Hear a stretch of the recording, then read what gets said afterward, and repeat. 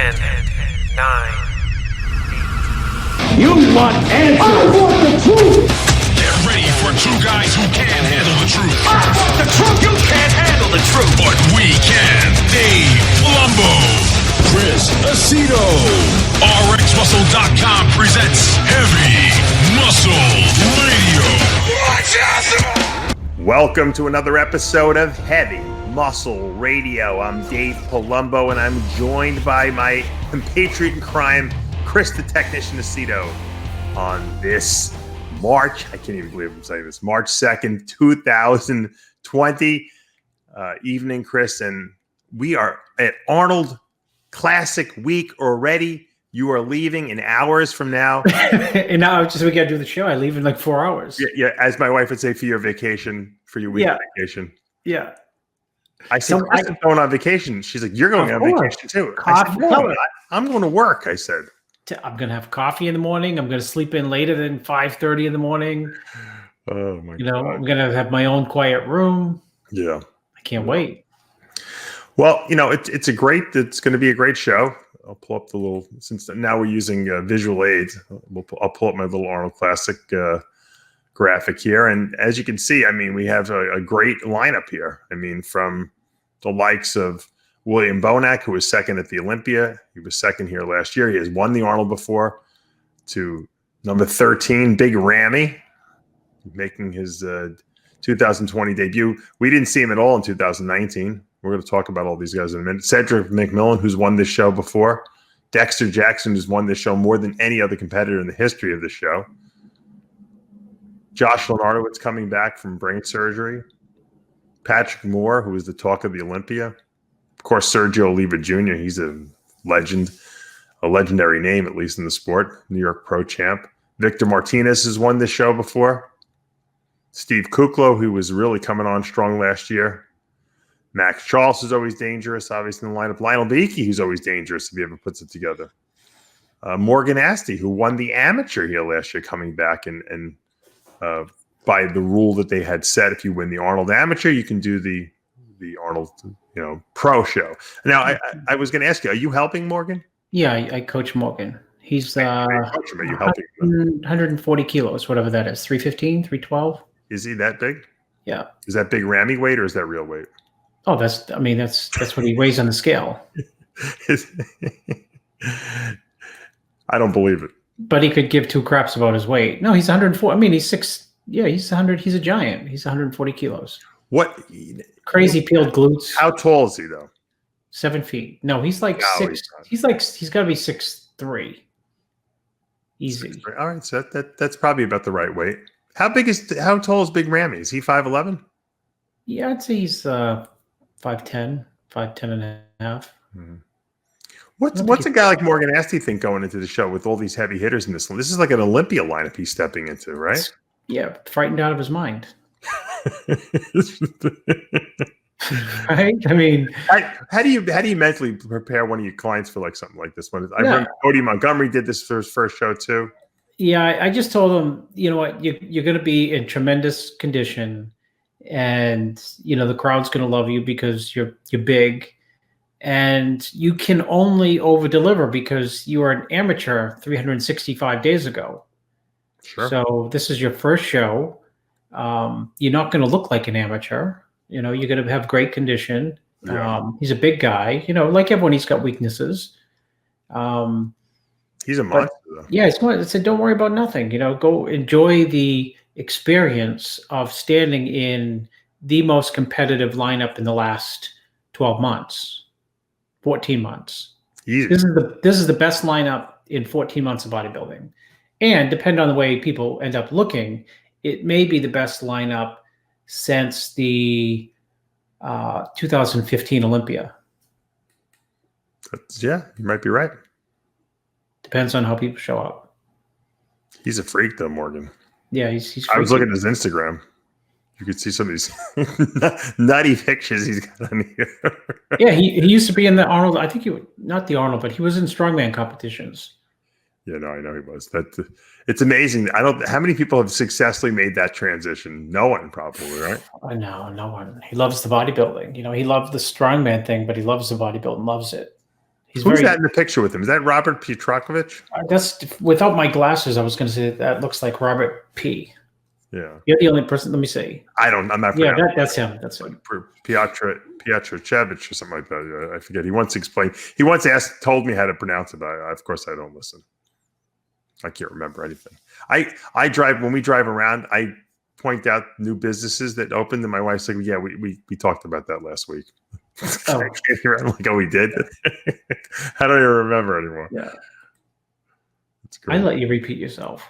Yeah. You repeat yourself too, though. Well, I don't know that I repeat myself. I know that you do. Yeah. I mean, from week to week.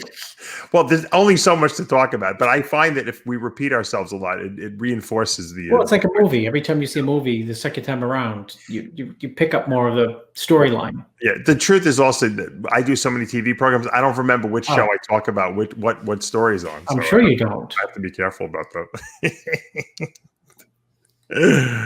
Oh my God.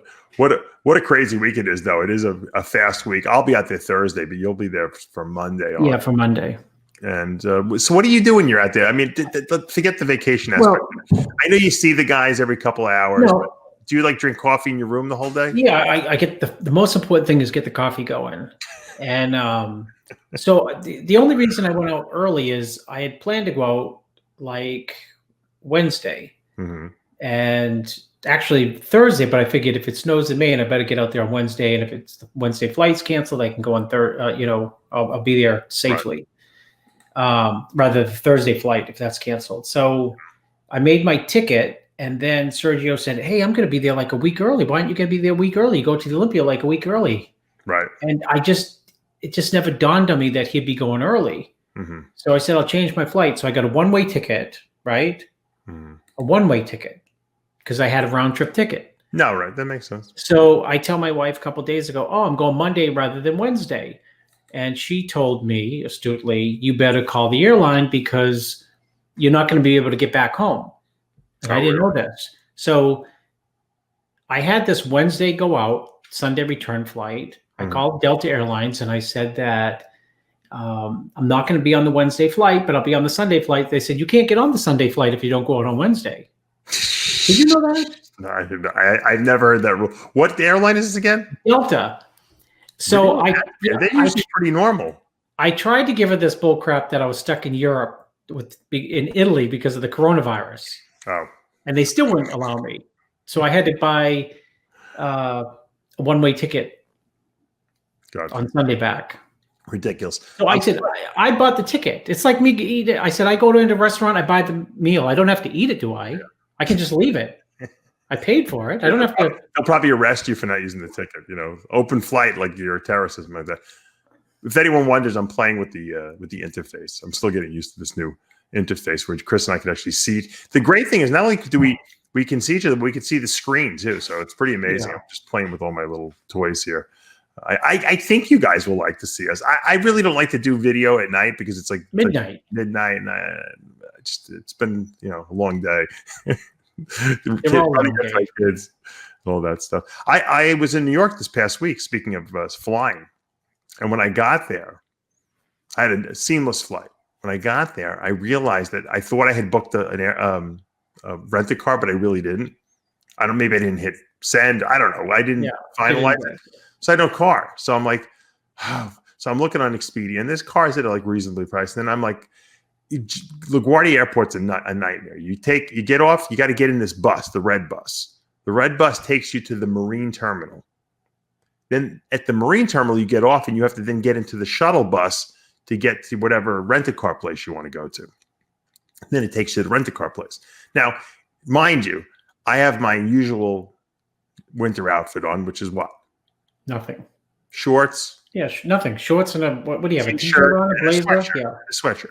That's my normal outfit. And I usually lasted the whole winter in New York like that. But except I don't live in New York anymore. So now you're triple cold because you're used to my nuts off and the wind is whipping. So I'm like, so I get off at the Marine Terminal. I'm like, I don't have a flight. I'm like, I don't know what to do. So I'm like thinking, well, there was a couple like I saw on Expedia. There was a couple of rent-a-car places that had reasonable cars. And then I didn't see their bus. I saw Hertz. I'm a gold member of Hertz. I'm like, you know what? I'll just get on Hertz. They'll take good care of me, right? Because I'm a gold member, right? So I take the Hertz to the Hertz place. I get off. I get online. I can cut the line because I'm a gold member, right? The guy's like, I'm like, I need a car. Do you have a car? Yeah, we have a car.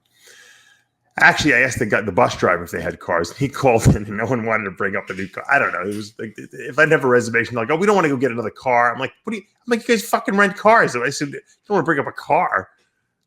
What kind of answer is that? He's like, I know these people. Those guys are so lazy because it's cold out. I'm like, but it's always cold here. I mean, it's not like it's not cold. It's not like they're vacationing here. So I get there, and I'm like, oh, so he's like, don't worry, I'll take care. I'll get your car. He's like, the mid-size car is actually cheaper than the economy car. I said, great. I just want the cheapest one you got. I said, what's it going to cost? About $160. I'm like, $160? It's fucking one day. I said, online, they're like $50 to $80. He's like, well, that's what we're charging. But I said, he's like, you can go to the other places if you want. No hard feelings. I said, you think I want to get back on the bus and go back to the Marine terminal to find the fucking next shuttle bus to the I said, of course I'm going to pay you the fucking money. I said, but why are you guys so much more expensive? I'm a gold member. He's like, oh, it doesn't matter because it's not a reservation. You're getting it the last minute. It should be cheaper that it's the last minute. Right. They should have leftover cars. Right. Exactly. It's just sitting there. Terrible. So I just sucked it up. It wound up costing $166 for one day, but I didn't care. I was at a funeral. I wasn't good. When you go to a bodybuilding show, I always tell people, don't take trains from the airport. Don't try to cheap out. Rent a car or take a taxi. Because get there what it costs, because it's aggravation, right? So, matter of fact, I got there and it was so late because my flight was delayed that I was supposed to stay with my friend Derlin, who offered his house to me, but he was far away from where the funeral home was, and the funeral home was actually near where I used to live, and I knew there was a hotel right there, which was okay hotel. So I went there without a reservation. I'm like, I'll check. So as I'm like driving, I'm like checking my app, and I'm like, Expedia had like a room at the Gateway Inn for $100. I'm like, fine, I'll fucking book it. That was no problem whatsoever. Yeah, I'm surprised they didn't charge you like $240 and say, well, I was getting nervous. More expensive. The reason why they didn't, because I had backup. I could have always gone to Derlin's house. But I'll tell you one thing. It was terribly depressing because it was a very good friend of mine. He was 27 years old. He OD'd on multiple drugs, and I know his family, 3 generations. My dad taught school, Jamaica High School, with his grandfather. And then his son, the grandfather's son, my friend Vinny, died at 33 of like a weird heart viral infection. And this was his son, who was kind of like my surrogate son in a sense. So, and he just, he had a bad drug habit. And, you try to help people and sometimes you just can't do it. So I went there to show my respects, obviously. But, there was so many people, a lot of bodybuilders there, obviously, because everyone knew him. And I met Jimmy the Bull there, and I met Crazy Mr. G there, George Smalley, and we went out to eat for sushi afterwards. So that was about the if anything fun could have come in the whole weekend, because it was a terribly depressing weekend. Or 2 days. It was really Thursday and Friday. I got to see Jimmy the Bull and Mr. G, and they put a smile on my face. So it was fun. We had sushi together at this place, Thai Show. It's funny. I walked in there, Chris, and this is a place I had gone to pretty regularly, and I've been gone 3 years, and they went nuts. They were like, "Oh, look who he is! Look who it is! Pour him sake. Get him sake." Well, they only need like 100 customers like you to retire, because you'd go there every day. This place, with friends. It's a regular sushi place by day and night. But then they stay open till like 2 a.m. And I never understood the business model. There's never like a lot of people in there, but there's enough. And the sushi chef likes to get drunk on sake. So if you come after, we got there late, 11. If you come late, he wants to drink with someone, because who wants to drink alone, right? So I might have ordered like a little sake thing, and then he's like sending like unlimited sake. I'm like, I gotta fucking be able to drive to the hotel. I'm not gonna get drunk with this guy, but I don't want to insult him at the same time. So anyway, Jimmy, I was pouring my sake into Jimmy's glass. Jimmy could drink, a million, 25 of those things and still drive home fine. So that was my weekend. But you know, I didn't think I was going to. Obviously, I haven't traveled for I know forever a year, and then I had to do 2 back to back. So I kind of felt a little guilty because obviously there's the young kids at home. So luckily, my mother-in-law Denise kind of sucked it up for us and helped out. Well, my mother-in-law is here, so I can go to the Arnold. Oh, there you go. See, hooray for the mother-in-laws. You and I like our mother-in-law. Very few people like their mother-in-laws. You know, I love my mother-in-law. I do. I love too. my father-in-law. Sweet. Best, yeah. Oh, they're like You're lucky. role models. Yeah, it's great. It's great when you get along with your family. Yeah. I have no real immediate family left except for my sister, so it's nice to know that I have someone there. Yeah. But let's talk about this Arnold Classic. Maybe should we talk about? Let's talk about the Arnold Classic, and then we'll talk about other news after that. Let's go. Pretty much start off with the top notch guys, the heavy hitters. I think that we have to consider William Bonac probably, if not the favorite, one of the favorites going into this Arnold Classic, for the sheer fact that the guy won the thing. He was second at the Arnold last year and second at the Olympia. So, I mean, he is the highest ranking guy, even though, technically maybe Big Ramy could be possibly considered, a better competitor. I don't know. What's your assessment of Bonac, and where do you think he falls in this lineup? Can he win it? Will he win it? He can win it. He's one of the guys who can win it if he's at his all-time best. Because when he's at his all-time best, he's got a tremendous amount of thickness and has aggressive, dense-looking muscle that's really unique. The William Bonac who's in the Olympia will not win it, that's for sure. But the Bonac who's all the other versions are capable of winning, depending on, to some degree, the way other people look. What my expectation is simply that he'll be at his best. Right. And at his best, he can give a lot of people a lot of trouble if they are not at their best.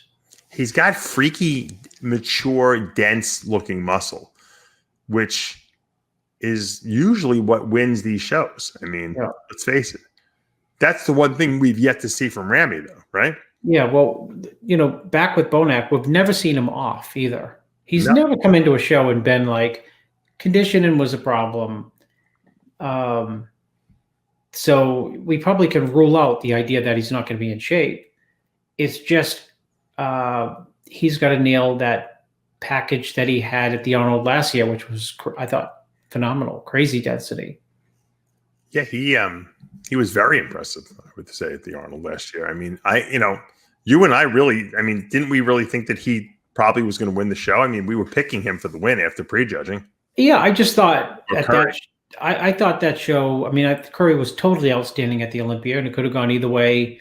I just couldn't get past the impressive density of Bonac at that show. The most muscular was like, wow. Right. Really impressive. Side, lots of poses, side chest, back double. And that was a close show on the scorecards. And I think it could have gone either way. I know he was upset with the loss. Of course, because, it's one of those shows where you know when you're at your best. And when you're at your best, you leave the prejudging and people tell you you're at your best. And then other people tell you, you got this show, whether it's just their opinion or not. Right. There's going to be people who I'm sure he knows, who don't blow smoke up his ass, who thought that he had that show. So having said that, if he brings that look to the show, that's an impressive look, and it's capable of, I feel, winning the show. Will it win the show? Who knows? His back double is right up there with Phil Heath. It's crazy looking, wacky glutes, hamstrings, big freaking calves. He's got it all. He's really, from the back, he's incredible. He's definitely better than Curry from the back, I think. Oh yeah. He doesn't have to beat Curry. He's got more muscle than Curry. It's just that Curry's broader with the prettier shape and prettier lines. So there's the apples versus orange argument. But in terms of muscle density, I think not at the Olympia, but at the Arnold last year, or at the Olympia when Bonac was third, 2017. Those are impressive packages. Yeah, it's true. It's true. Now, obviously, we've been talking a lot about Big Ramy. I mean, he's the talk of the show because he's the unknown. He's the wild card, right? Well, he's the talk of bodybuilding, always. Right. What's your assessment given? I mean, we talked about this a little bit last week. You said you thought he was going to come in really good. But obviously he's working with Patrick Tour now, not yet probably the 20th coach he's had. We haven't heard much. We haven't seen many pictures of him. Okay.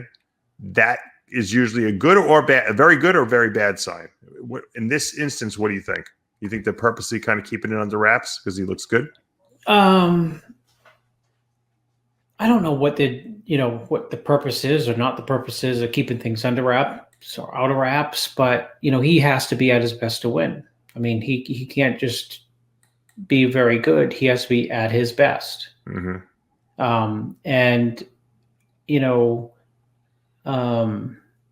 It's as simple as that. He has to be at his best, just like Bonac has to be at his best. There's no way Bonac can beat him if Bonac is not at his best, and I don't think Ramy can beat Bonac if Ramy's not at his best, and Bonac's at his absolute best. Although, if they're both really good, you'd probably have to give it to Ramy simply because he'll be the biggest guy up there between those two, and he's much broader than William. Will the muscle be as good as we've seen it in the past? That's really the question. The $1 million question. That is the $1 million question. We will know in 2 seconds when he steps on stage. He had a shoulder problem, obviously. We knew that. Obviously, the legs will probably be great, I'm sure, assuming they're in great condition. As you get older, your waist gets a little broader. We know that too. I mean, that's something that just happens. But he's so wide, Cutler didn't have a narrow waist, but his width was crazy. So his V-taper was really good. Yeah, no, his width was phenomenal. If you were a betting man, who do you, I mean, and look, there's other guys in the lineup we're going to talk about. We're just talking about these guys are the highest ranking guys, probably up there with Dexter too. But who would you say, who do you think is going to show up just if you had to go with your instincts? Who's going to show up in shape? Yeah, of those two guys. Bonac, because Ramy has the pressure on him of the world. Bonac don't care. Right. So, I mean, I could talk about Bonac like negatively on this show, not about him as a person, but his physique, which I'm not. And he could care less. He's just going to do what he's going to do. And that's important. And, I wouldn't, if you're talking negatively about Ramy's physique, which I'm not, but, he'd absorb that. So it affects the way people come into shows. I'm not saying that people listen to me. I'm just giving that as an example. So, right. You know what I mean? You got to be, you have to come into a show like this so focused that you're oblivious to everything. Right. So focused, or you don't have to be that focused, but you just don't need to really care. Sure. What people say about you. So I think the pressure is not on Bonac. He don't care. And I don't mean that as a negative. He's going to do what he's going to do.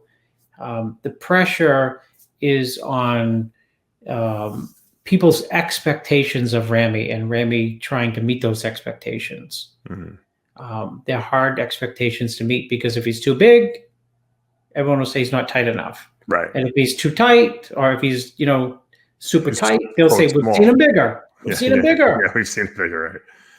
He lost the wow factor, right? So well, we'll have to see. We'll see what look they bring in. It'll be interesting. Let's talk about Dexter. This is supposed to be Dexter's last year or last show? I don't even know. Last year. Obviously, he's training with Charles Glass again. What does Dexter have to do to win the show? Can he win the show? Does he still have the tool set to do it? Dexter's probably the top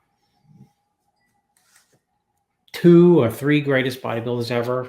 Simply, if you go over his track record, stats, the idea that he came from a bantamweight, the idea that he's won the Olympia, that he's the most winning bodybuilder, he's won 1 million Arnolds, he's 50, all of that. I think he'll surprise people and look surprised. I wouldn't be surprised if he's better than the Olympia. I just don't think that he has enough from the waist down to like beat a Bonac or a Ramy, because he struggled, because he looked good. I'll give you an example.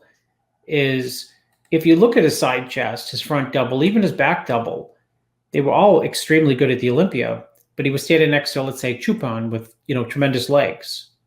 Right. Which made his look, by comparison, weaker. So, you're going up against Ramy with crazy legs and Bonac with crazy legs. What does he have to do to win? Be absolutely inside out, peeled out of his brains. And if that is the case, then he can win. And Dexter has different levels of conditioning. Everyone does. Everyone has different levels of tremendous conditioning. And when once in a while, he's always ripped, but once in a while he brings like beyond paper thin skin. And that could be effective against these guys, and that could put him in the winner's circle. But they would have to still be, a little, water retentive. Right. Dexter always seems to dominate when the top name guys, like I'm talking about, like the guys that are like on par with him, just are a little bit off, and he's hit it on the mark, and he's done it so many times where he's just showed up at the right place at the right time. 08 Olympia for a perfect example, right? I mean, well, there's been other shows, but getting back to this show. But that show, I mean, was the timing, was perfect. I mean, I don't even think he was at his best. I think he was pretty close to his best, but he wasn't at his best. But no. Jay was so off that, they had to give it to him. He was the only one there. He was just waiting in the wings like he always is. If you go back to the idea of pressure, Dexter has 0. Mm-hmm. I mean, that's an advantage for him to some degree. I mean, Bonac doesn't have any, I'm telling you. Dexter does not have any. Ramy's got the weight of the world on his shoulders. Well, because the expectations are so high. At this point, people are just, Dexter can say, I'm 50. Well, I don't know. Right? I mean, it doesn't even matter. I'm looking forward. I know Dexter doesn't like us for some reason because he thinks we talk about him too harshly. But I would love to see Dexter win. It would be such a swan song, right? I mean, if the ending of the story would be so great. I mean, obviously winning the Olympia would be great, but that's probably unrealistic at this point. But he certainly could come in and possibly win another Arnold Classic. I mean, that would be nuts, right? Yeah, I think that. Yeah, well, he's going to be ready. I mean, I don't think he's, I would expect, we talked about expectations. Mm-hmm. I would expect him to pull out all the whatever you pull out to try to come in at his best. He might as well at this point, right? I mean, there's nothing to save anymore, right? Yeah, it's his last year. So what I want to do, Chris, is I want to talk about Cedric McMillan, because here's a guy who's won the Arnold Classic before. He probably should have won it twice. The year before, Kai Green beat him by a posing routine, essentially. He was being talked about as like the next coming of Arnold, bringing back the classic look of bodybuilding. And after that win at the Arnold, he just never showed up again. Now, I had a couple people email me, and they wanted me to ask you since you worked with him in the past, what's the problem with Cedric? Why can't he bring it? What is at least your read on the whole situation? I don't know if you've talked to him. I just want to get your opinion and your instincts on it, because is he too old, or is Cedric just being Cedric and not listening, to anyone else other than himself at this point? Well, Cedric says he's uncoachable, but I don't believe that. I think that, I think Dave, if Cedric showed up with the look that he had in 14, 15, 16, or the 2012 New York Pro, he can win this show. That's 4 different shows. Can he do it at his age at this point in time in 2020? Yeah, I mean, I think he can. Because if you go back to the Olympia, where I don't know where he placed, 7th, the roundness and the fullness were there. That's Dave. That's from when he's 4th place. That was the year that Arnold went nuts. Right.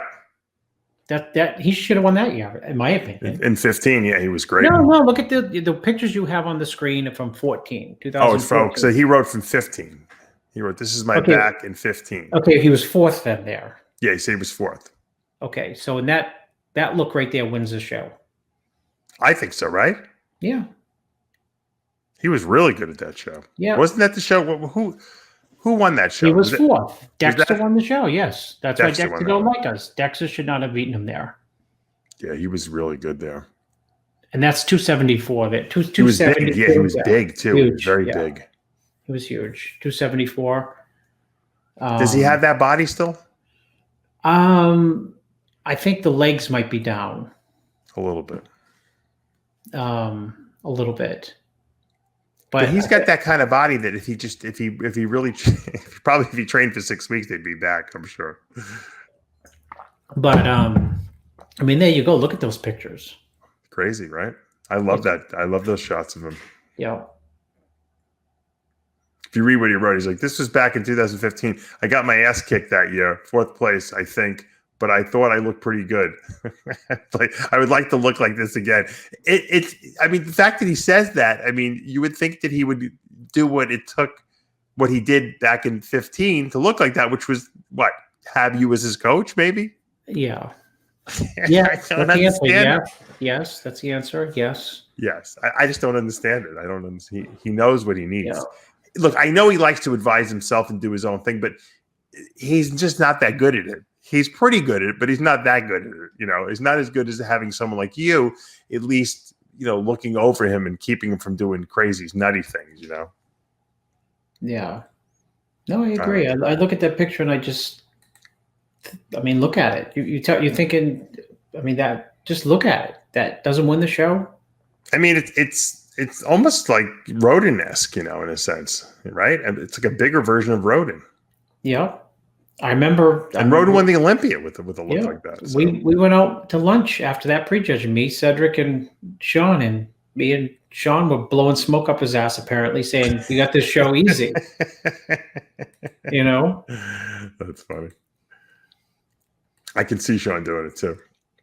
And Dexter, and Cedric probably loved it, too, hearing it from him, right? No, he didn't believe. You know, he didn't believe him? He thought you guys were, like, pulling his leg? Yeah, that's what I remember because Rodin was adamant. Yeah. Listen, I'm telling you. That's funny. Let's talk about Patrick Moore. How about that? I had him on the show again. He actually contacted me last week because Sergio took a pot shot at him when I had him on the show. And he said something, I think like Sergio said something like to the degree of the fact that Patrick really didn't. Yeah, he came in 10th, but there were 4 guys missing from the lineup. So he really was like, he was 14th, which is last place, just like I placed when in my first Olympia. So he kind of gave like Patrick the kind of like disrespect. So Patrick's like, "I want to come on." I'm like, "Yeah, of course. You know, it's good ratings anyway."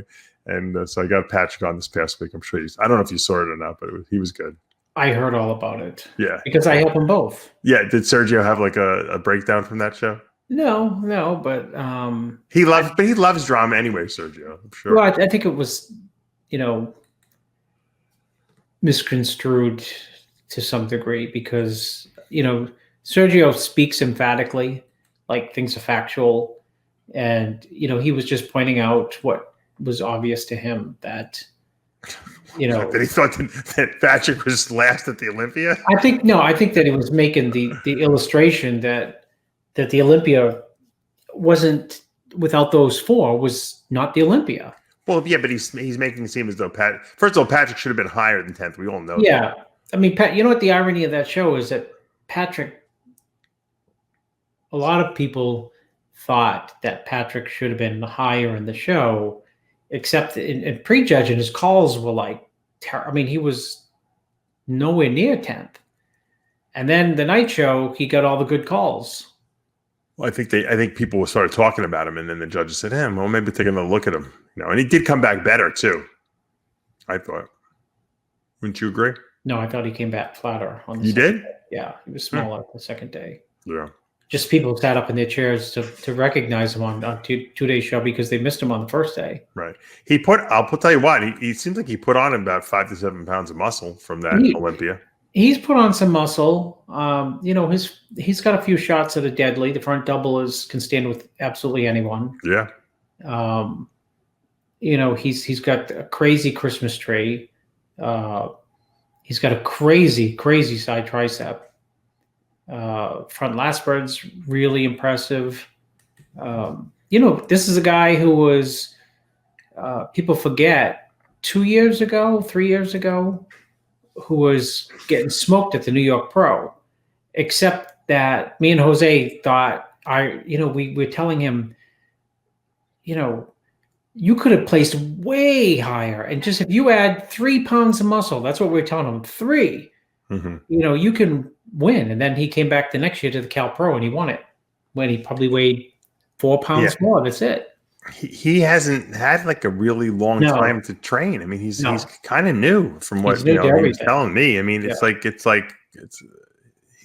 to be an amazing thing when this guy comes into his own, don't you think? Yeah. I mean, he like everyone, you have to be patient in the sport. Not everyone's a Phil. Phil's the only Phil, So Right. And Ramy's the only Ramy.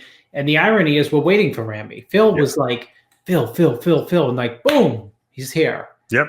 Ramy's like Ramy, and he's like 6th at the Olympia, 5th, 4th, 3rd, 2nd. No, you're right. Granted, he's moving up, but people want to see. Fans aren't patient for the bodybuilders. It takes time, and so Patrick's gone from 13th to winning a pro show, and doing really well at the Olympia. Placing 10th, even though Sergio said it was really last. It was last. It was the last 10th. I'm just breaking your balls, Sergio. You know that. And I know he's listening probably because he's probably bored out of his mind. Well, I love. I mean, what is it? 15th is last, right? Well, no, he technically would be right, but he didn't place 14th. He placed 10th, and he probably should have been 7th, or 6th. And so whatever, it is what it is. Let's talk about Sergio Oliva Jr. We're talking about Sergio Oliva Jr. He won the New York Pro a couple of years back. He made it to the Olympia, and he seems to be improving every single year. What's your take on? Obviously, you help all these guys, so it's hard. It's hard for you to give your opinion. But I mean, where do you think Sergio falls? I think he's looking better too. He's another guy you have to see, I think, next to the other people. I mean, he's got a great front double. I think he's got a great front lat spread. His side chest improved so much. His glutes appealed. He's got big shoulders. He's got height. He's got width. He's improved a lot. His muscle has matured a lot. I think we have to see him next to other people. I know that he's improved a lot. It's interesting that you say that. I'm going to interrupt you a little bit because I noticed that Patrick Moore looks really good alone. And then when he gets next to other people, he still looks good. But he doesn't have, maybe because he's still new and he doesn't really have the pizzazz on stage. When Sergio's alone, he looks okay, looks good because when he's in shape. But when he stands next to other people, he has a way of making them look bad. He's very charismatic on stage. And I know Chris Cormier is now working with him, living with him on his mandatory poses. So I have to imagine that he probably will move up in placings as he poses in these compulsories. And he's telling me he's in amazing shape because Chris is making him pose 3 times a day. So that helps a lot too. Because a lot of these guys fade, as the prejudging goes on. Yeah, well, I mean, there's something to be said for, it's it's kind of a myth that posing makes you tighter, but maybe it does make you tighter, because some old wives' tales actually work, like chicken soup for the cold. You know what I mean? Yeah. And I mean, we always talk about why did the guys have more detail in the olden days than, or, in the 90s or this period. When Roden won the Arnold, when the Olympia, he had so much detail, Dave, it was insane. I remember. I mean, so much detail. And he posed all the time the last 6-7 weeks. Those guys in Venice Golds with that posing room, I got to say that's probably one advantage that's a little better over, guys that train, wherever they live. They all go in that posing room with Charles, and the whole crew goes in there together, and they make these guys pose. And I know I've been in there before. 5 guys go in.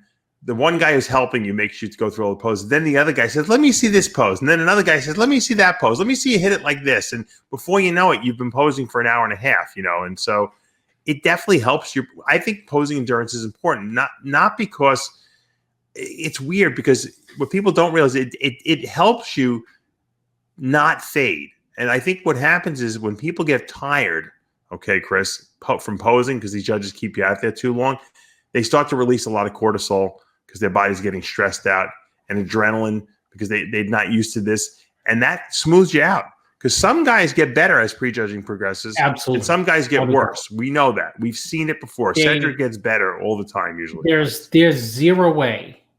There is zero way that this prejudging is going to be like 2 call-outs. No way.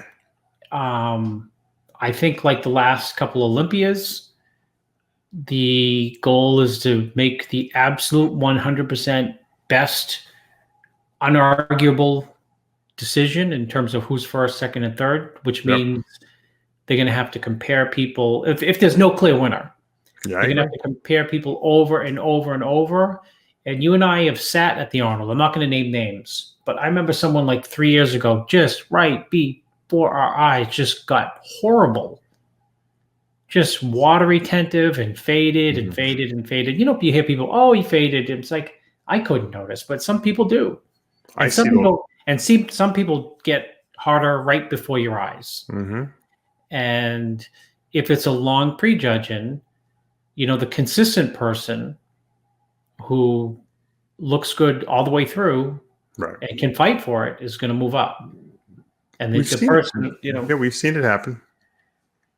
Absolutely. It's happened many times where guys moved up because they just were tenaciously posing out there, and they get better. Look, and the judge's final decision is usually on the last call, the last minute that they see you on that stage. So, and what do they, if it's close, what do they say at the end? What's a good judge say at the end? What's Weinberg say at the end? Oh, he's a little bit tighter than you. Yeah. Well, because it's fine. It's fine, yeah. Right? It's fine if it's close. Mm-hmm. You're never going to hear a judge at this level say, "Well, his legs were bigger than your legs," or right. He was bigger in the front lat spread. Yeah, you're right. You know what? He was tighter, because everyone's big and everyone's got their own, structural advantages or disadvantages, or showy body parts or weaker body parts. Mm-hmm. A lot of times it's just going to come down to, at the very, very end, he was a little bit tighter than you. I agree. And sometimes that could be the posing. It could be, like you said, posing and fading with cortisol. It could be just total fatigue where your body gives out. Mm-hmm. It's true. It's absolutely true. All right, let's talk about Josh Lenartowicz for a minute, Chris, because he put a picture up of what he looked like January 1st. Peeled. No, terrible. He went through this he explained this whole thing, what he went through with the brain surgery. Mm-hmm. And he said, let me see if I can read this. I started my prep, the Arnold, only to realize that my craniotomy, which is, they had opened his skull up, don't forget, to take the tumor out. He had a tumor in his skull. Supposedly it didn't heal properly, so it needed to be redone. So I guess November hits, and I'm in the best position for prep, but health comes first. So I go in for another craniotomy, which was successful. I get all the clear from my neurosurgeon to train, so I do so. And then the next part, rocked my world. He said, I remember paramedics telling me that I had a post-operation seizure in the gym. So I'm on my way to the hospital. I guess he must have passed out. We remember hearing about that. They put him on dexamethasone, which is cortisone, seizure medications, painkillers, antibiotics. Within weeks, side effects from all these medications transformed my body into the first photo taken January 1st. So that one all the way on the left was January 1st. What was it, 2 months ago? Mm-hmm. I'm not proud, and I don't want to post it, but it's what's more important is that the people see this. It will inspire them and to live. The second photo was 28 days later, 45 pounds lighter, which is pretty miraculous, right? I suffered and struggled my way there. I am better. No. Will sitting at home make me better? No. Will pulling out of the Arnold change anything for the better? No. Can I inspire my son and many others along the way by not quitting? Yes. So no matter what the pain, I was all in. So he's basically saying that he was not going to quit. He's also teamed up with Patrick Tour. I didn't even know that. The third photo was taken 28 days later. So that's another month later, where he looks really good in that picture. I know the best is to come and better days are ahead. I leave for Ohio on Monday. Oh, he'll be there with you. Monday. And I guess he's sponsored by Black Skull. He wanted to mention that in the thing. So that's a pretty big transformation, Chris, in 60 days. That's a goal of run transformation, wouldn't you say? Yeah, it's crazy. So I don't know if we're going to see the best Josh Lenartowicz. I mean, by qualifying everything that he's gone through and showing these pictures, I'm assuming he's letting everyone know, hey, look, I tried my best. I'm going to bring whatever I can bring. But if it doesn't work out, perfectly, obviously, I'm just happy to be here, because I was laying on the gym floor with having a seizure after my brain surgery. I mean, that's pretty extreme. So obviously, Josh is very heroic. This was a very heroic, I guess, contest prep for him. And I'm sure it was emotionally very, powerful for him. Because if he can get through this, he can do anything. That's the way I see it. Most guys never would have done the show. And I'm not saying whether it was the right thing or wrong thing to do, because I understand the mentality. I would want to try to do it too. And the fact that he looks as good as he does, after dieting, given what was going on, is a miraculous thing in and of itself. So the question is, this look here, obviously he's going to be better than this look, but is this look going to put him in the top 5? Well, it's just a front last spread, like a postage stamp picture, but yeah, it's a tough lineup to crack the top 5 if he's not at his best, and I just can't see that he can't be at his best if he was at his worst 2 months ago. Mm-hmm. End of story. Yeah, it's going to be tough. It's going to be tough, but that's not to say him at his best. That's a whole different story, but. If you're all, if you've gone through everything that he's gone through and looking like that 60 days ago, whatever it is, 2 months ago, beginning of January, he looks crazy. Yeah, it was his first. I like when he was this lean, when he was crazy lean like this. That was his first Olympia.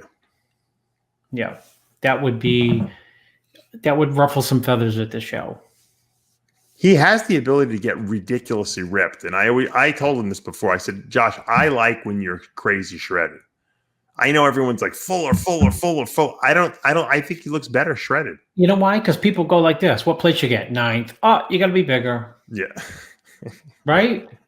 I guess. I don't know. I just think that I think his proportions look better. I think you look at his waist there. Midsection. We said it. Midsection's retarded. I mean, when he comes in too full, he doesn't have a great V taper. I mean, he has a good taper, but not like a great V taper. When he's this shredded, you can't take your eyes off him. I mean, I agree. That Olympia, he was totally overlooked anyway. I think he was 9th area. He was, and I think that was it sent the wrong message. I think he felt like, well, maybe it wasn't a good look, but he was just overlooked. Listens to the peanut gallery. Yeah, you can't do that. No I mean, that's what I mean by focusing or don't care. Yeah. But you look for reasons, and people are clueless, and they say, "Oh, you got to be bigger." Well, of course, if you're that peeled, what else can you do, right? You can't get any more. You're that peeled, and you don't place well. Then people justify the bad placing by not having quote enough muscle. And he's got plenty of muscle there. They used to say that about. Remember Andreas Munzer? Yeah, he's the most shredded guy in the world of all time, but he's not big and full of. How would he do in this show at his best? He probably would have won. But he was second at one of the Arnolds, I believe, right? He just kept showing up, and you know what? These guys. One time there's a couple of shows where people just weren't in shape, and he was competing during the era of Lavroni and Wheeler and all those guys. I mean, God, you want to Nasser, you want to stand next to those guys? I mean, he was not nearly as big as those guys, but he was retardedly, shredded. And so, if those guys were off, he beat them, and he did do well at a couple pro shows because of that. And he was always the crowd favorite, right? I mean, remember those striated triceps he had? The quads were insane. Yeah, it was nuts. Glutes, everything he had. His face, his cheekbones were striated. Yeah. He would smile and you'd see there's he would have the striated traps. Yeah, everything. There was nothing that wasn't striated on his body. He had muscles that I didn't even know existed, because he was so lean. But that's called suffering and dying. A lot of people say, "Oh, he died." Well, yeah, a lot of people die. Was it because he dieted too hard? No, probably took too many drugs. But I don't think the drugs are what made him lean. I think that the suffering is what made him lean. We all know that. That's how that works. Let's talk about who do I want to talk about next? Let's talk Steve Kuclo. Very, very, very good 2019 season, Chris. Good 2018 season. Yeah, well, he impressed the hell out of us last year. He really he worked his way up at that Arnold Classic into a top 5 placing. He's really made a lot of improvements over the last couple of years. Going into this show, you see this picture here on his Instagram. He's looking pretty shredded to me. Where does he fall? Can he be an upset guy? Can he be a dark horse in this lineup? In this lineup, he can still place very high, as high, if not higher, than he did last year. Because he's wide, he's big, he's got big legs, and the knock against him up until 2 years ago was the lack of muscle maturity, or the lack of muscle maturity, and in the back, the lack of back detail. And I think he solved both of those problems. Right. The maturity problem may have just come from, maturing, training longer. Right. Some people, it takes forever to gain that, dense, fibery, well-honed, training for a long time look. And he had it the last 2 years at certain shows in spades. So right. I think of all the people in the show where the expectations aren't high, he'll probably over-deliver and place potentially way higher than people think. Yeah, I think he's a top 5 guy. I do. I think because no one's talking about him, I think he's going to be a top 5 guy because he's like you said, he's going to show up in shape. He's going to be broad and wide. He's going to look great in the lineup, and he's going to beat a lot of people that a lot of people don't suspect that he's going to beat. This show still boils down to a lot of shows where you have to come into a show like this really hard, because if you're not even going to get a second look. Mm-hmm. And you can't be for your own body either flat or as full as you've been in the past, because subliminally or not subliminally, a judge will say, we've seen him bigger. He's peeled, but we've seen him bigger. It's true. Because they're trying to get not only the best bodybuilder, but to some weird degree, everyone judges you versus the way we think you've looked in the past. Yeah. So take anyone, just pick one guy, Dave, and I'll give you the example. Pick any guy in the show. Pick a name. Max Charles. If he's peeled out of his mind and solves his back problem, let's just say he's crazy ripped and he's not big, then he's not big and he's crazy ripped and he doesn't even move up in the placings. But if he's really round, but a little bit off, but pretty hard, but a little bit off, they'll crucify him. Yeah. I mean, he's got probably one of the best upper bodies in pro bodybuilding, right? I mean, arms, shoulders, pecs, small waist, great back, but his legs, striations. If he's not hard, his legs just look weak. He's better off having smaller legs that are ripped than having like just nothing going on there, no detail. I think that's what we've seen from him in the last couple of outings. Yeah, you can't take the risk and not come in with the detail, because you may be standing next to someone peeled and then you're done. Finished, right? I mean, it's not even nothing to even talk about at that point. Yeah. I mean, and especially in a lineup like this. Now, one of the people that I think has really looked impressive to me, and once again, I know Instagram that doesn't mean a hill of beans, but it does in a sense. I mean, you do get a good look at what these guys look like. And I have to say, Akeem Williams is looking very, very, very hard lately. I mean, I don't know if you can see the picture I put up there from his Instagram. I mean, he's gnarly, grainy hard, which I haven't seen from him. Now, I don't see his back, obviously. And that's really been the knock against him, right? The back. But he is just, I mean, that's an impressive look, wouldn't you say? Well, I thought he could have placed, a lot higher at the Olympia. Yeah, a lot of people did. I mean, he's if you like tons of muscle, what's wrong with Akeem? And the guy's got a small waist. It's not like he's got a big waist or anything like. Look at that picture I put up there. Look at this. Look at those biceps. Those striated biceps. Look at the legs. He's ready to go. I think he's going to surprise a lot of people. His knock has always been presentation, but I think he's been working a lot. I know Oscar's been working a lot with him on it. So he works with Oscar Ardern. I thought he looked tremendous at the Olympia. Absolutely tremendous. And I think that was the first big show he really showed up at, don't you think? Yeah. I thought he brought his A game to that in terms of everything. Condition, size, roundness. And he got lost in the shuffle somehow, which is weird because it's understandable if you're not a mass monster to get lost in the shuffle. But it doesn't make sense, right? When you have a lot of the size and everything. That's what I mean. Yeah, I was surprised that he didn't place, a couple places higher, easy. Yeah. Or just, be in the mix in terms of important call-outs. He was and he had decent call-outs at the Olympia, but he was like at the end. Yeah, but you know what? He's a guy who fades too. I felt he faded at the Olympia. I don't know if he got flat or if his posing endurance wasn't great. He may have, because I didn't watch the prejudging with all the detail. He looked great when he first stepped out. When he came out, he looked crazy. Yeah. He may have faded. Goes back to posing, maybe. Got to go live with Chris. Got to move Chris Cormier into your house. If you want to be a good poser, you have to let Chris live with you for fucking 12 weeks. That'll be the new thing. Everyone will be hiring Chris Cormier to come live in the house. Oh, by the way, all you have to have is video games available, and Chris will actually cook your food for you too. That's funny. Let's. Who else? Who did we miss here? Let me see. We missed someone. I know. Trying to find out who we missed here. Well, let's talk about Johnny Jackson. Comeback show of the year for him. We thought he was retired.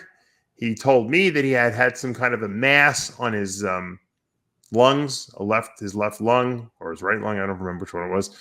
And it was something of a concern. They were watching it. It seemed to have calcified over.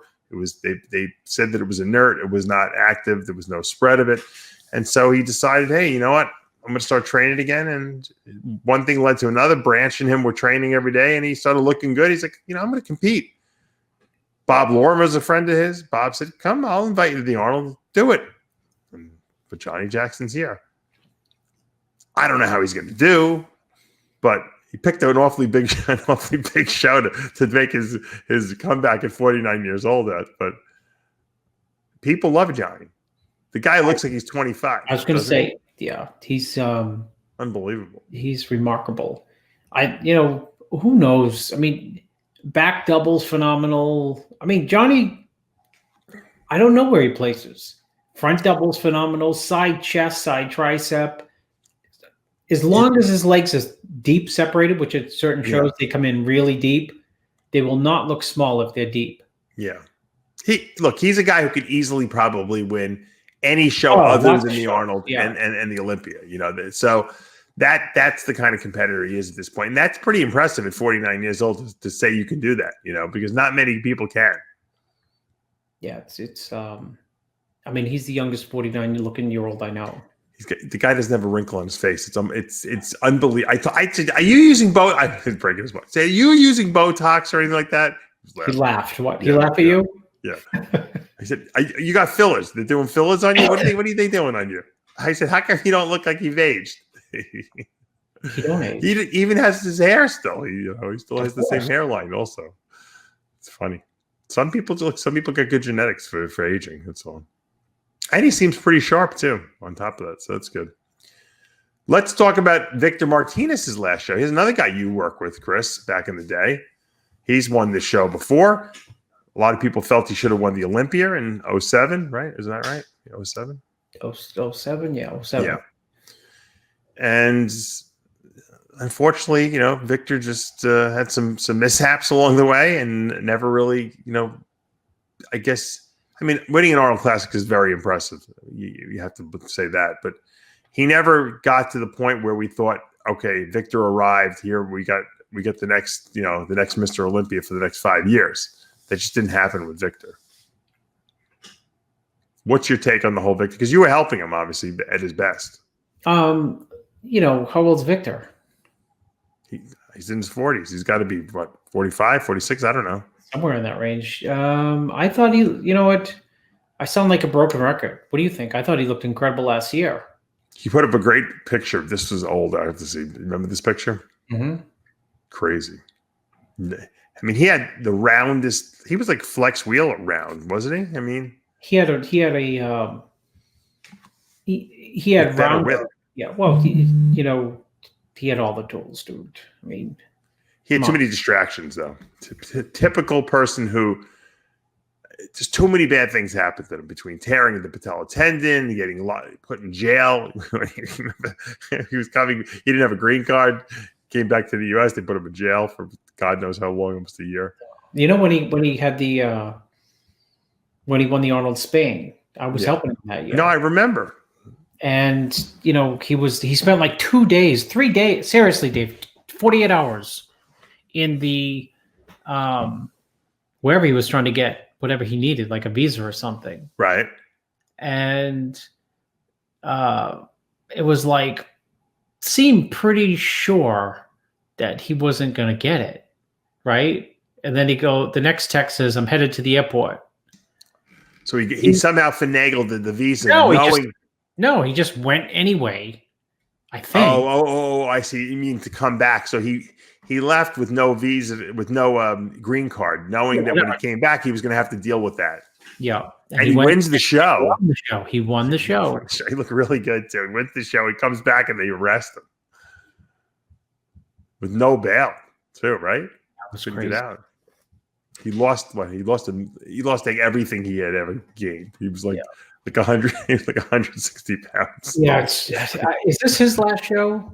That's what I'm hearing. I'm hearing that he's saying this. He's retiring after the show. So I'm sure he's going to pull out all the stops and see what he can do and bring to the stage. The guy's got great genetics. He's not going to win the show, but I'd love to see Victor go out with a top 5 finish. That would be a great end story. He's capable. Career. Last year, why not? Last year he looked phenomenal. He just, I don't know where he placed like way down. It was like crazy how low they had him. Yeah, I was surprised because he looked really good last year. To be honest with you, like I agree with you. I think he should have been way, way, way up there. All right, let's talk about the last person I think we didn't mention, which was Lionel Beyeke. Look at these pictures back from, I don't even remember what show this was from. This was a number of years ago. Yeah, I don't know. Was that the Arnold Brazil? No, that looks like an Olympia stage with that. Yeah, that's the Olympia in the background. But who knows what he looked like from behind? Because Lionel is the most lopsided bodybuilder I've ever seen, in the sense that he can look like he walks out, you think the guy is going to win the show. No one's even touching this guy. And then all of a sudden he's in the lineup and you're like, what happened from behind? He turns around. It's like the guy has no definition whatsoever. Or his body fades or whatever happened. It's like he is one of the least consistent bodybuilders I've ever seen. I think probably with a ton of talent. Yeah, the least consistent, meaning he'll hit it and then it'll be 11 shows before he hits it again. And just when people are counting him out, that's why I'm just going to say this may be one that he hits it, because usually when people start to laugh at him, literally, when they say he'll never get it together, he puts it together for a couple shows, and then the cycle starts all over again. Look at that. He's got the showy Serge Nubret physique, right? Yep. Shoulders, quads, delts, biceps, triceps, pecs. He's got everything. I'm going to throw a controversial what if out at you. If Lionel Beyeke, at his best, in the best shape of his life, how would he have done at the Olympia last year? Would he have won? No, he wouldn't have won, but he would be in the top first call out. And, at least, yeah. And easy. He would have moved up. I mean, he's got showy body parts. It's a great thing to think about, because even as late as he was very, very good at the Arnold Brazil. And he was very good at the German, when they had that Mr. Olympia contest in Germany. Oh, yeah. I forgot about that. He was very good there as well. That was only 3 years ago or so. When's the last time he's competed? I think he got on stage last year, if I'm not mistaken. I could be wrong, though. But, I mean, this guy, these shows where we were very impressed with him were a long time ago now. So we haven't really seen him nail it for quite a while. So it'll be interesting to see what he brings to the stage. I'm sure he's going to have some kind of. Remember he had diabetes at some point, and he told me in the interview that he was healed. He prayed, and they healed. He was miraculously healed. Yeah, and he doesn't require insulin anymore, and he's not a diabetic. So God healed him. I believe it. I don't see any reason why he would. I don't know who healed him, but someone healed him, or something healed him, or some force healed him, or you want to call it God. But he definitely was an insulin using diabetic, and now he's not. So, and he's still competing. So, yeah, I'd love to see a like him show up. He would shock the shit out of everyone, because everyone would be like, "Yeah, we were waiting for this day to happen. We never thought it was going to happen. Holy shit, Lionel Beyeke is fucking vying for the title." Dave, peeled out of his mind, this is a physique that judges love. Yeah. Because there's so few weaknesses, one, and there's so much showy body parts going on with a small waist that it just negates a lot of people that he would have to stand next to it. But I mean, like, rock hard. Hard like we've never seen him. Yes. Basically. Yeah, hard like we've never seen him. Look, it could happen. I mean, it's possible. So we'll have to see. So, just looking at this lineup, I mean, we have a very, very deep field here, and I think that it's anyone's game, so to speak. What do you think of the classic lineup? I haven't seen it's up on the screen right now. Not yet. Put it up. Oh, hold on. Let me put it up. I thought I put it up. It's taking away my concentration because I'm trying to focus on doing too many things at the same time here. Okay, there it is. Let me make it full screen. Let's see. Can you make it bigger? No. Santi Aragon, Alex Cabernero, Jun Trau, Toto Jung, Klaus Drescher from Austria, Brandon Kidd, Steve Lorius, who obviously I would think he has to be the favorite, Abner Logan, who was great last year, Orlando Maldonado, Ricky Moten Jr., really good, Terrence Ruffin, obviously another superstar in this lineup, Abtin Shekarabi, and Jason Strayhand. So Very, very good. I love the Arnold because they only invite like 10 to 13, 14 people the most. And to me, that's like amazing because we don't have to look at all the 400 people on stage. We can really analyze who's going to be there. Look, Steve Laureus was second last year, right behind George the Bull. Oh, by the way, when I was in Bev's gym this past weekend, I saw George the Bull. George the Bull is so big right now. He's like 240 or something like that. I think he's going to have trouble making the 212 class now. You know, he had trouble making the classic at 190 something. He's going to have trouble making 212. That's how much muscle this guy put on. Yeah, no, he's dangerous. Really dangerous. So anyway, getting back to it. So Laureus was second here, last year. He didn't do the Olympic, took the whole year off, which I think was a good move to try to make improvements. I think he's got to be, him and Terrence Ruffin have got to be the highest ranking guys here, wouldn't you say? Yeah, I don't see anyone beating Steve Laureus, period. I mean, the structure on the guy is unbelievable unless he just doesn't show up. He could have won last year. That was a coin toss. Yeah. The irony is I had him winning, and then I changed my mind. I changed my mind at the end of prejudging. But, you don't have George the Bull in there. So if it comes down to strict flowing lines with condition, I can't see anyone touching them. And he's got some really good classic arm poses and stuff like crazy. That. Nuts. He opens up. Yeah, and really midsection and. Yep. So, and then we have a pretty good men's physique lineup here as well. I see Andre Ferguson trying to make it 3. Can you imagine if he wins 3 Arnold Classics in a row? That's crazy. And he could do it. He could easily do it. He could do it because what's his name? Raymond Edmonds is not here, who beat him at the Olympia.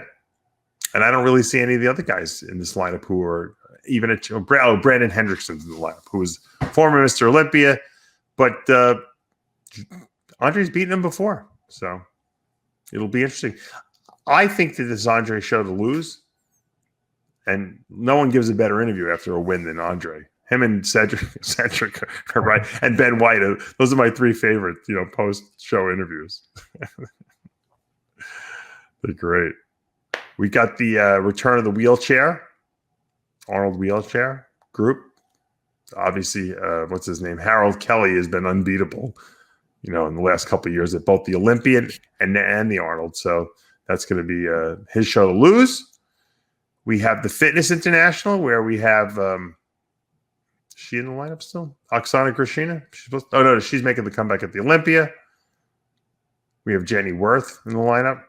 I love Jenny. Darina Wilson, who's beat breast cancer, she's coming back, doing the show. I see Ariel Kadar. She's doing the show as well. She's got a great routine. Former gymnast. I knew her when she was 16 years old. Can you imagine? I interviewed her. I think she turned pro at 16, right? 16 or 17. How old is she now? She's old enough that you and I got a lot older in that time period. Probably, she's probably 30 or late 20s at least. Figure International is stacked as always. I think it's. Where is she? I'm trying to look further on the list. I thought Latoya Watts is doing this. You think a lot of people are going to be wearing masks at the show, Dave?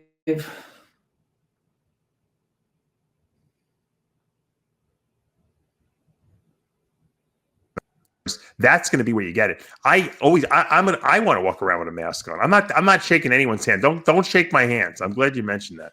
Don't give me any kisses. I don't want to shake your hands. I don't want your sweaty bodies on me. I got kids at home. Yeah, no coronavirus to me. She's gonna quarantine you. Yeah, she'll put me in quarantine. I won't even be able to come home. I'll have to stay in like a. You can stay in the garage. Halfway house. I'll have to stay in the snake room for 2 weeks, which really wouldn't be punishment for me. I'd be fine in there. It's on my computer.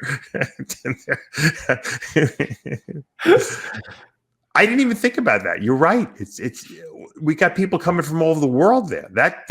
That might spread the coronavirus throughout the whole fucking country. The Arnold Classic. They talk right. About, think about it. You got people coming from all over the place, and then everyone's going to cross-infect each other, and then they're going to go back to their own places. It's like a mass spread of coronavirus. I thought of it. We got to get someone's got to invent some kind of like a wand you can wave over people to see if they have any like foreign viruses in them. It'll happen. Probably the iPhone will have an app that does it pretty soon. I'm certain of it.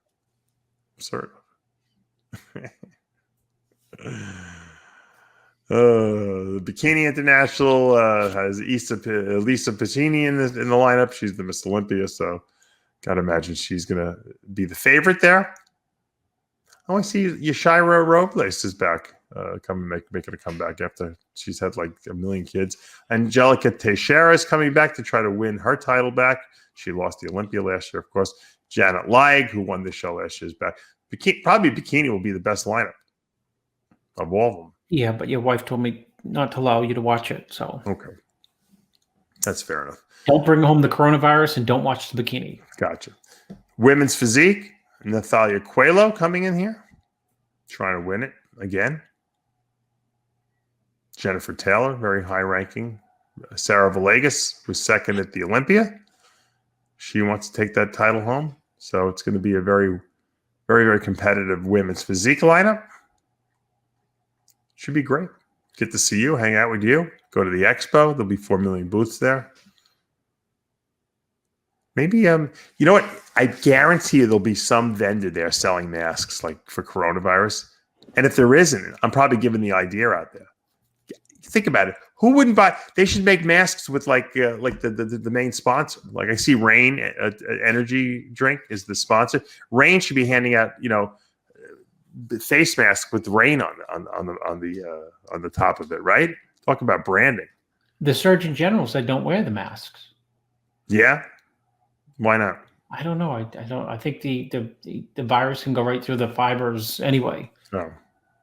And then you get them trapped inside you. No, what they were saying is that the people who have the virus should wear the mask, so when they cough and fucking sneeze, it doesn't fucking go all over the place and infect everyone. You're right. That's what it was. That's what they said, which makes sense. Oh my God. What do we have to go? There's always some major catastrophe that we're dealing with in this world. You ever notice that, Chris? Yeah, of course. It can never be like a nice, relaxing, type of thing. All right, I want to just end today's show. We're already going too late. I know you got to get up in a few hours, but I wanted to. I'm just looking for my last story here. Have you been following the whole Flex Wheeler saga? No. All right. Supposedly, let me see if I can find the story. Supposedly, Flex. Oh, did I get rid of you or no? No, I'm right here. Oh, okay, good. So there you go. Supposedly, Flex Wheeler, I guess, when he was going through this whole amputation thing, when the leg was losing circulation, they did some kind of a line through his shoulder down to his leg to try to, I guess, open up the blood vessel or something like that. And they must have caused some nerve damage. And he put a picture up on Instagram. Let me see if I can find this thing. Oh, I'm pulling the right one up. Yeah, this is it. See that picture? Look at his arm. Yeah. Completely atrophied. And for Flex, I gotta hand it to Flex. That's a pretty brave thing to do. Here's a guy who, had some of the most beautiful arms in the business. And I'll scan ahead because he's showing it. And then he shows a picture of what his arm used to look like right there. I mean, that's pretty severe. I mean, that's a lot of atrophy there. Mm-hmm. You can see it. And, he's sharing the process with everyone. Because he's at this point, he's like, I guess he feels like, what am I trying to hide at this point? Let me let people know what I'm going through because no one has any idea what I'm going through here. So I guess right after they put that thing into his neck, or the stent was put in there, his pec, shoulder, and neck, I guess, were full of blood. There must have been some kind of bleeding to the point where I guess he was losing consciousness because he couldn't breathe. So they had to bring him to the emergency room to stop the blood loss. I guess he was bleeding out. They put him. I guess they had him on heparin, which is an anticoagulant. Needless to say, he got nerve damage and a neuropathy going on there. He can't use his right pec. The shoulder all the way down to his fingers is numb. And supposedly, I guess he's gotten about 20% of it back, but I'm sure he's not going to get all of it back. So he, the poor guy is really suffering. Everything bad when he had his kidney transplant, everything that could go wrong went wrong with that too. He has very bad luck when it comes to like medical issues. Which he had very good luck with his physique, but I think it was very brave. What do you think? Yeah, I mean, people like to know what their idols are going through because they like to see people they admire vulnerable. Yeah. Because it allows them to, one, realize that their idols, although they may put them up on a pedestal, are just regular people with vulnerabilities and with worries like everyone else, and it helps people in their own way cope with whatever issues they may be going through. Mm-hmm. If they can see Flex going through something that he's going through, like this, the leg, the atrophied arms, all his issues, and still trying to keep a positive outlook on his life, then it puts other people's, what they perceive as their own problems, into perspective. Like a joke. I think about, I'm complaining about my leg or this hurts, my ankle. Like, this is a joke. I mean, look at this guy. Look what he's going through. Look how brave he is to go through this and show this to everyone online. I mean, especially given the physique that he had at the prime of his career. And just up until recently, he had a really good physique too. So, I send out my prayers to Flex because, very brave of him to do that. And I think everyone should send a lot of healing energy out to this guy. He needs it, and moral support, because it's not about money. It's not about anything. It's about, look, no one wants to suffer, in their life. And sometimes there's some suffering you have to go through to get to a certain place. But, this is not something that I would wish on anyone. And so Flex, I think what you're doing is very brave, putting it out there and letting everyone know what you're going through. And we're all pulling for you over here at RxMuscle. That's for sure. All right, Chris, we'll wrap this up now, especially since you're, going to get on a plane soon. But then again, you're going on vacation, so you can go sleep all you want, when you get there. I have no sympathy. It's not like you have to go take care of all your kids or anything like that, right? I'll see you on Thursday. That's right. I will be there on Thursday at about 11:30. Sid gets in around the same time. We'll probably meet up. We'll do a little preview of the show. We're going to go see meet the Arnold competitors, I'm sure, that night, like we always do. Probably get a bite to eat and have some laughs. You never know who we can run into along the way. There's always characters. There's always some kind of drama at these shows. And so I'm looking forward to getting back there and seeing you guys again. And I'm sure we'll have a good time. Totally. Can't wait. All right. Have a safe flight, Chris. As we say every week, remember, guys, with Heavy Muscle Radio, the truth hurts. Good night, everyone. We'll see you at the Arnold.